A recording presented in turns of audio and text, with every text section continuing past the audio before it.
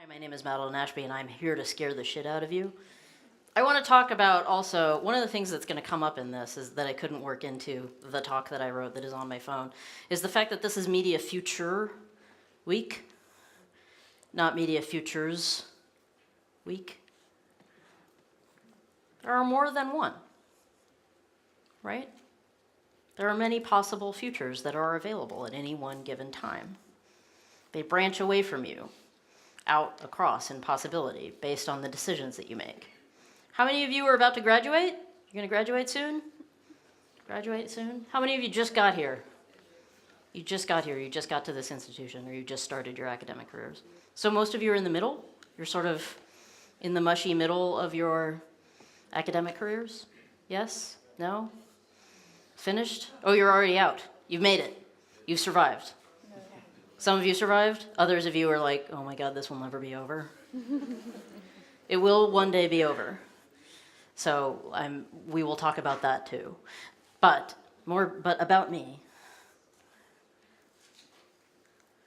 So I write these. I'm a science fiction writer. Let me go back to what I was going to tell you. So I'm a science fiction writer, which I know is weird for some people because they make us in woman shapes. We can be women sometimes. I know that can be a surprise. It's certainly a surprise when I tell customs agents that. They're like, what do you do? And I'm like, I'm a science fiction writer. And then they're like, and I say, I know, they make us in girl shapes. And then they let me in, it's great. So, I'm just as surprised as you are. Another reason that I was asked here to come, scare the shit out of you.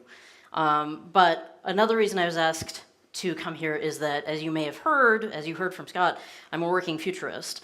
I have a master's in design, much like you, in Strategic Foresight and Innovation from OCAD University in Toronto, where I was part of the first graduating cohort there in 2011. I've been a freelance futurist ever since then, and in addition to my work with Changeist, where we do workshop facilitation and teaching and all fun and games and all kinds of, design fiction and stuff like that, I also develop what are commonly referred to as science fiction prototypes for these people. That means that I've written stories about the future for organizations like this, for Intel Labs, the Institute for the Future, Data and Society, Nesta, the Atlantic Council, others. Normally what happens for me is that an organization like these asks me to write a story about a specific issue, like the future of smart cities, or the future of a world without antibiotics, or the future of intelligent matter, or the future of human trafficking, or what have you. And I take the available information on the subject, or research abstracts, or interviews with experts, or something like that, and I use it as inspiration to write the best story that I can about what that future might entail. Some of these stories you can read, you can go and find them if you look. Because they're not part of a traditional publishing infrastructure, sometimes it might be a little bit difficult. We talked about sort of the dark patterns that obscure things from you. One of them is the lack of a marketing budget, sometimes. These stories and the anthologies that they're often part of aren't marketed in the same way that commercial pieces of fiction are. They are not reviewed in magazines or like Publishers Weekly or other trade publications or things like that. So there isn't necessarily a budget for helping you see those futures. Others you will never see. There are stories that I write that will never see the light of day, ever. Sometimes the technologies I write about for my clients are still in development, which means that I am contractually obligated never to share them with you. And I can't. Those technologies may never see the light of day either. So I'm not just writing stories that I can never tell you, but I'm writing secret histories of the future. Depictions of a future that you might never see, might never experience. I'm writing about devices that you will never interact with or may never interact with, platforms you may never be a part of, services you may never exchange, cities you may never inhabit, people you may never meet, and jobs you may never have, which is to say, fiction. Now, when you write about the future, one of the conversations that inevitably comes up is about an optimistic future or a pessimistic one. Remember this? The future two-step. The future electric slide. Prior to 2016, there was a call within the American science fiction community for more optimistic futures. This was rooted primarily in Neil Stephenson's 2011 call for engineers to do big stuff, or big things, or have big ideas, to stop worrying about apps and wearables and start focusing on things like space travel. Michael Crow, the president of Arizona State University, informed Stephenson that it was in fact the fault of we science fiction writers that big things weren't being done. That's because, as Arthur O'Shaughnessy says, we are the music makers, and we are the dreamers of dreams, and we simply hadn't been dreaming big enough. That conversation resulted in Project Hieroglyph, which is an anthology project developed by the Center for Science and the Imagination at ASU. I was a participant, and I have worked with CSI on other projects ever since. In this context, the word hieroglyph refers to what Stevenson calls, quote, a plausible, fully thought out picture of an alternate reality in which some sort of compelling innovation has taken place, and which Jim Kakunias of Microsoft Research referred to as simple, recognizable symbols. So a glyph, a thing that you might immediately recognize, almost like a logo or artifact from the future. This model presupposes that the job of the science fiction writer is to create a blueprint for reality in which a particular change has happened, or in which a particular MacGuffin exists. Who knows that term? MacGuffin? MacGuffin? Anybody? Some Bueller film students? You don't count. The MacGuffin, as you may recall, or which I may be informing you for the first time, is what Alfred Hitchcock called the plot device, the thing that moves the plot forward. It might be the small statue of a falcon, or a suitcase whose contents glow whenever it's opened, or it might be the plans to the Death Star. In science fiction, the MacGuffin has the power to change an entire reality. Theorist Darko Sivan called it the novum, the new element, the one change between our current reality and the future one. It might be the presence of cyberspace, or the end of death, or the invention of replicants, or the eradication of money. But really, it's about using the imagination to think about how a different world might work. Why am I giving you all this theory? This is incredibly boring so far. I'm well aware. Because, as Ursula K. Le Guin says, the exercise of the imagination is dangerous to those who profit from the way things are, because it has the power to show that the way things are is not permanent, not universal, not necessary. Having that real, though limited, power to put established institutions into question, imaginative literature also has the responsibility of power. The storyteller is the truth-teller. Now, I know that you are hearing a lot about fake news and about truth. What is real? What is true? What is factual? What is fiction? What is art? What is the relationship between those things? We're going to talk about that more. Because it's because of these words right there, up on that screen, that I decided to become a science fiction writer. I heard them as an undergraduate in 2005. I was in my final year. I was about to graduate. So I was where some of you are now. I was in the basement of the Elliott Bay Book Company, and I was there to listen to Miss Le Guin read from her latest. And when she read these words, I knew that this was what I wanted to do with the rest of my life. I mention this because I know you're in a similar position, and that your lives as students right now probably feel full of similar moments like this. Moments where everything seems as though it's perched on the edge of a precipice, when everything seems possible and nothing seems real, or rather, as the old saw goes, in which nothing is real and everything is permitted. I know that you know that phrase probably from Assassin's Creed, but it's actually from a novel published in 1938 that was sarcastically dedicated to Mussolini. And I have some news. It's true. The other reason I drew on this quote isn't just that it's one of my favorites, it's the last sentence. It's that the storyteller is the truth-teller. Now, I know that as designers and students of media, you've heard a lot about the importance of storytelling. You may have heard less about the role of truth-telling. In fact, you may be wondering whether or not truth itself actually exists. You may be wondering if reality itself is what you think it is. We live in an era in which the idea of reality itself is under attack. All of this would be more alarming if René Descartes hadn't already had these same thoughts during the Enlightenment. His conclusion was that God must exist because there was some order to the universe. And some scientists think that we must be living in a computer simulation on the order of a really good, very detailed video game because there's order in the universe. Both of these things are, as mentioned before, articles of faith.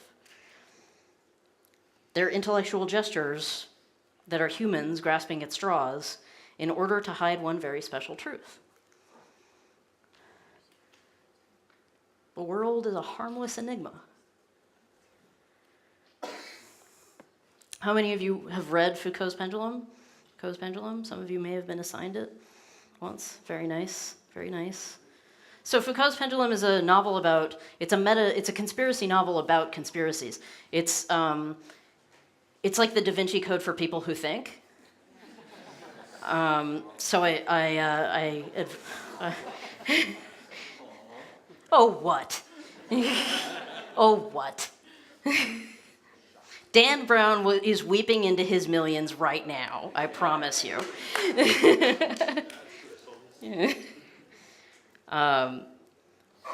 It's a novel about conspiracy theories and what conspiracy theories and conspiracy theories and these views of the universe, conspiracy theories and cosmologies, what they have in common is a plot. They are about plots. They are about events sort of leading into each other, much in the same way that we think about the future. If this, then that. If I push this, something else will happen over here. If we invest over here or limit the supply of something over here, then the price will rise. All of it is ordered. All of it has a pattern. All of it has, a place to be or a thing that it is gesturing at. There's order. It's not chaotic.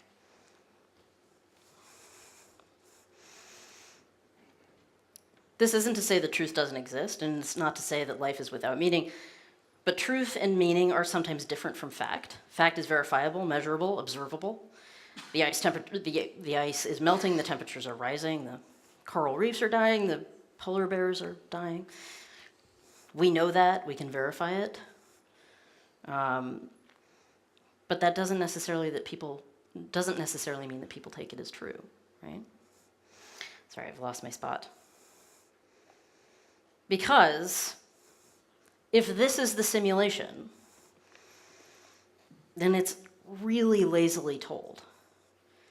We're essentially trapped in a simulation that is fairly grim and boring, in which we're forced to take on endless fetch quests, earn money whose value is little more than a consensual hallucination, and relate to people through narrow scripts, usually about the money, which is to say it's Skyrim without dragons. It might be intelligent design, but it's lazy storytelling.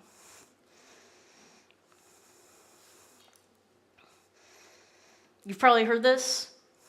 Truth is beauty and beauty truth at some point.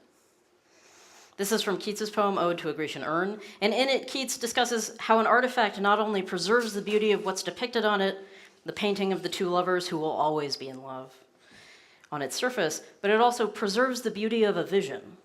As an artifact, it speaks to a certain history, a certain reality. It's evidence of a vision that was once considered ideal. It's evidence of a lifestyle. It's evidence of a world that existed in a specific situated context, which is to say, it was a designed object.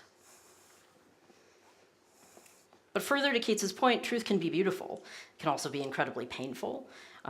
When we realize that the people that we interact with live in different realities than we do, that they are up against different challenges than we are. It's easy to, when we hear about the lived experience of others, suddenly we realize that, oh wait, there are all these multiple realities happening all at once, all on top of each other, intersecting and overlapping, starting and stopping. That's not ordered, that's chaos. And those stories, those realities might be hidden from you. You might not hear about the Gothic secrets in your family until years later.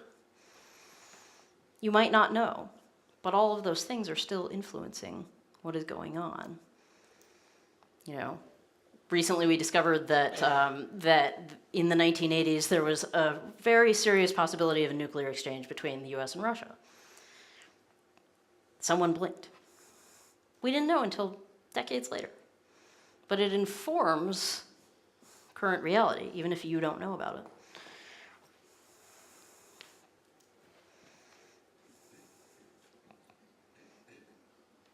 That is a crazy, crazy thermos.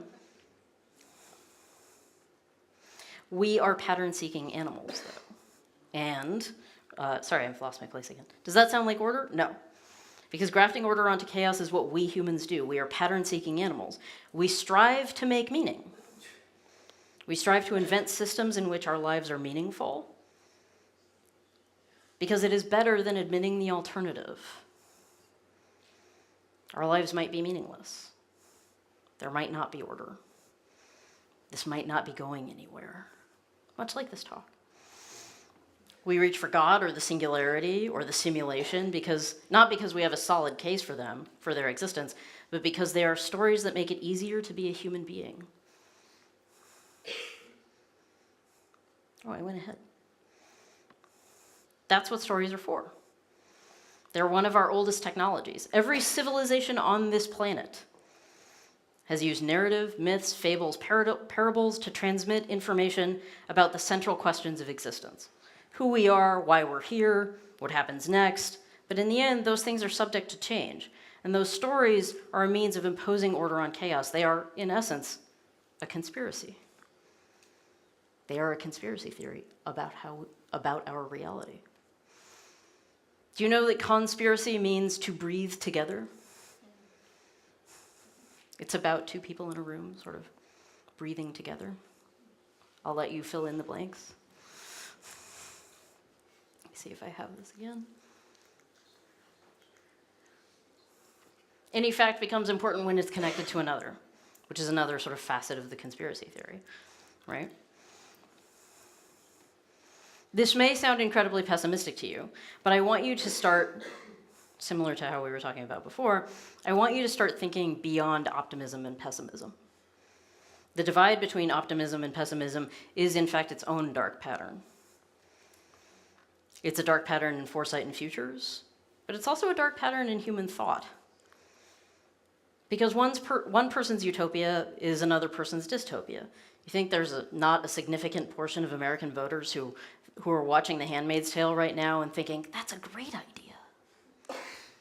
Of course there are. To demand optimism, to demand hope from people, is to demand emotional labor. And it's unfair to demand it from a population that we know to be suffering from increasing rates of depression, anxiety, poverty, illness, violence, addiction, discrimination, and the kind of mistreatment that makes hope a luxury. Hope is a great motivator, but so is rage, so is fear, so is love of your family, or love of your community, or love of your country. And in an increasingly chaotic world, you have the opportunity to create something beautiful. In a world of intersecting realities, you have the chance to build and rebuild, to iterate and prototype, to design and to destroy. You have the chance to get it right, and every day you decide to get out of bed, every day that you decide not to succumb to despair or apathy or hopelessness, you have that chance to change things. I want to check where I am.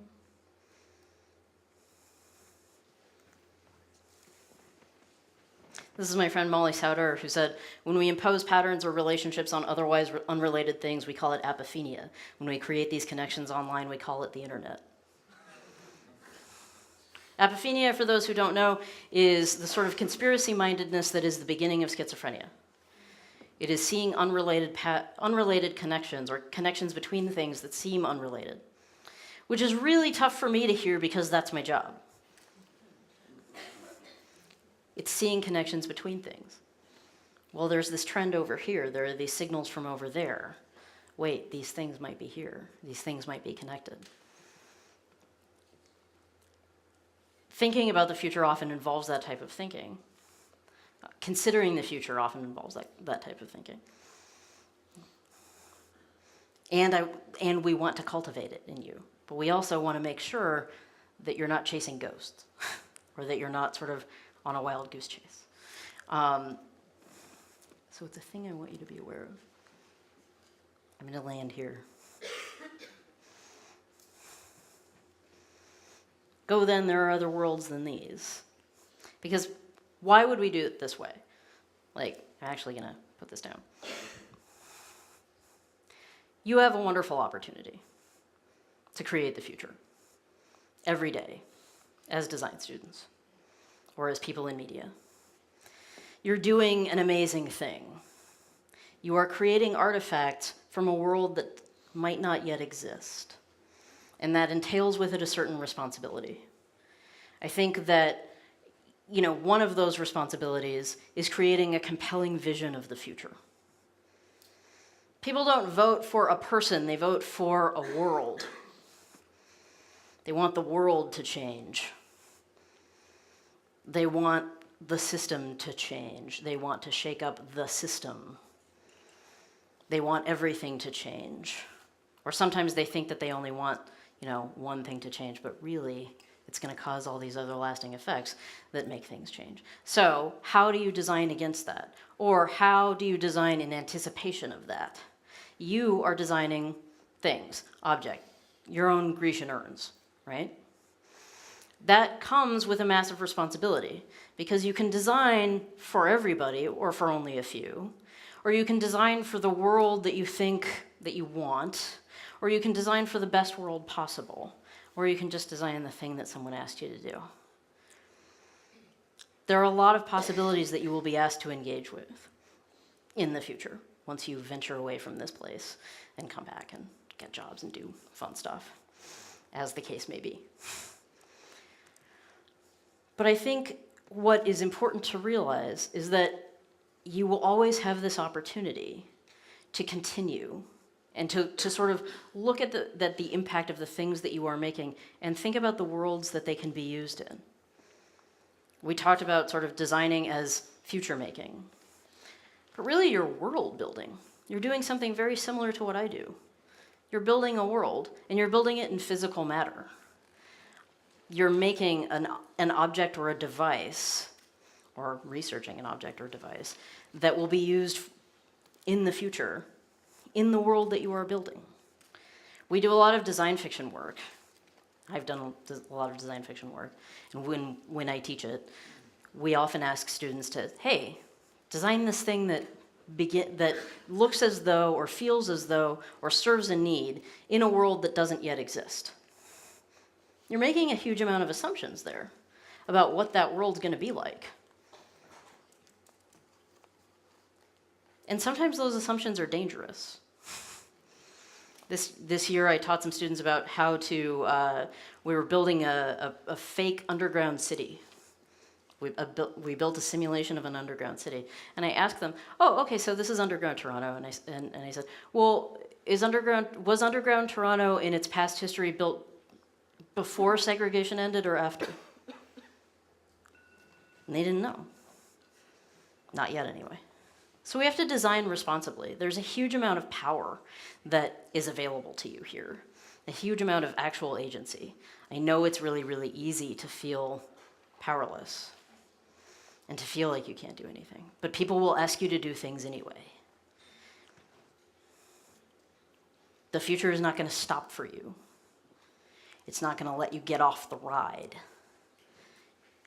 You're just going to still be there. and you can direct it a little bit. As you say, that little bit that you direct might in fact be the thing that changes something.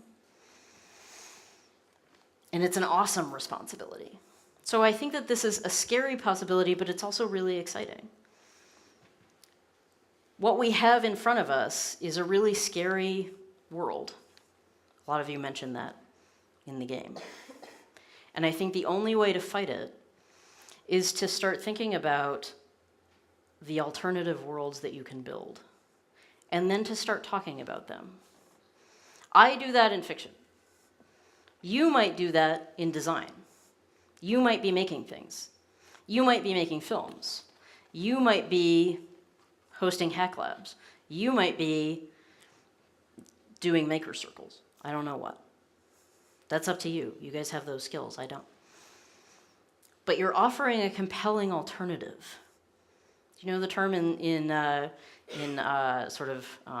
legally is compelling alternative theory? It's when you say that, oh no, the killer might not have been him, it's her. The future might not be this, it's that. At the beginning of this very long and rambling speech, I told you that there are many futures available. When we talk about Media Future Week, there isn't only one. In fact, all of you are going to experience very different futures as you move forward. You're all going to interact with sort of different aspects of what is called the future. I came to this discipline from studying history, which gave me an eye for material culture and things like that.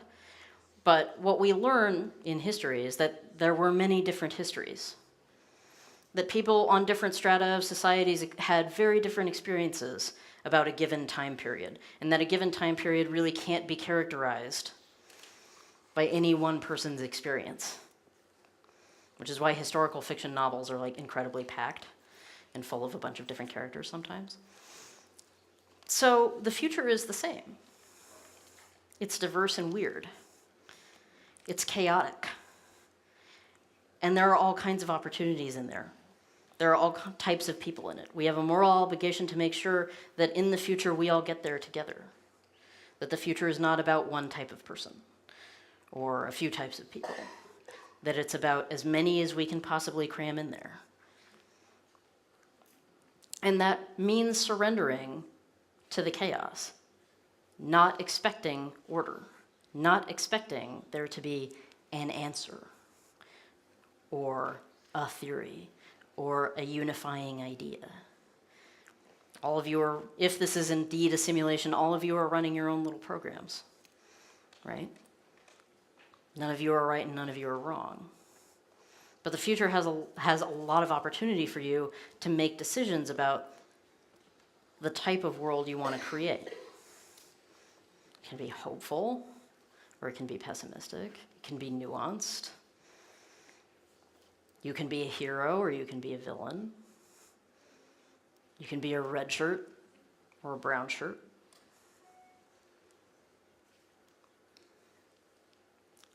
But you're the one in charge of it.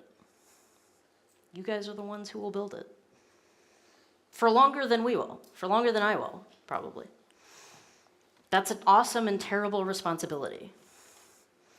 But it is more fun than you think. It is harder than you think, but easier than you might believe. So what I would leave you with are these words. Abracadabra. Do you know what abracadabra means? Who knows what abracadabra means? Do you know? No, you don't know? It's used by magicians. Abracadabra, the rabbit comes out of the hat. But it is a phrase. It's an ancient phrase. And it means, who knows? It means what I speak, I create.